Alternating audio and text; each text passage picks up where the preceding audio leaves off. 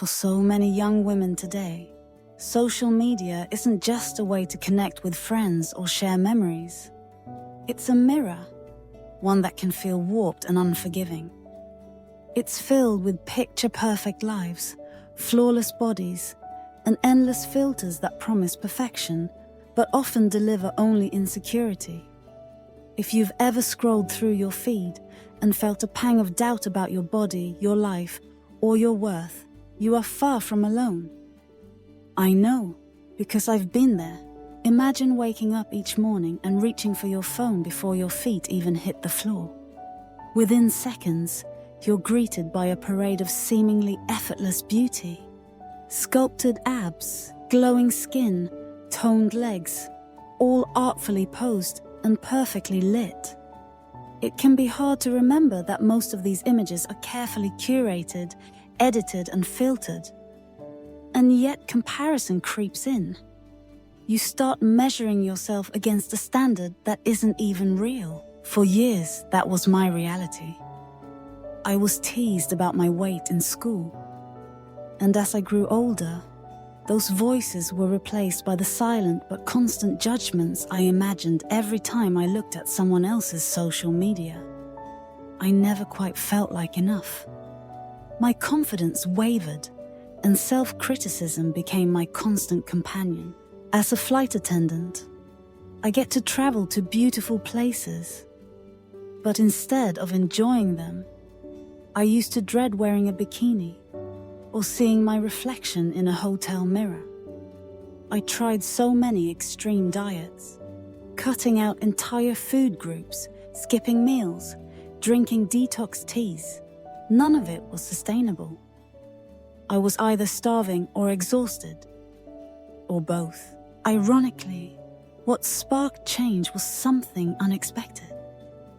I broke my wrist and had to take time off work. For once, I wasn't rushing through life.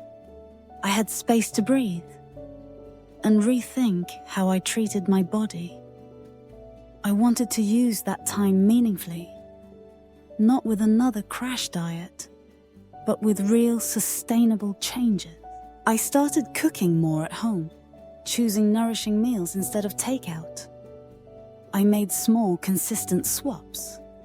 Whole foods over processed ones, walking over scrolling, kindness over criticism. I also added a natural support to my routine, so tabas, Java burn, which helped me feel more energized during those early changes, especially when cutting back on sugar and heavy carbs. It wasn't magic, but it did help me stay on track when motivation dipped. There were hard days. I remember one week I gained weight and instantly felt like I'd failed. But I kept going. I reminded myself this was about the long game, not perfection. I learned to prep my meals when I knew I'd be tempted. And I found healthy snacks I actually enjoyed. Over time, it became less about restriction and more about balance. One of the biggest shifts came when I added movement I actually liked. I used to drag myself to the gym and hate every minute. Now, I do Zumba with a friend twice a week, and it's the highlight of my schedule. I also love walking my dogs and listening to podcasts that lift me up. I've maintained my weight loss for over a year now, even while flying across time zones and dealing with unpredictable schedules. What helped the most wasn't just changing what I ate. It was changing how I thought. I stopped chasing a fantasy body and started appreciating my real one. This journey helped me let go of toxic comparisons.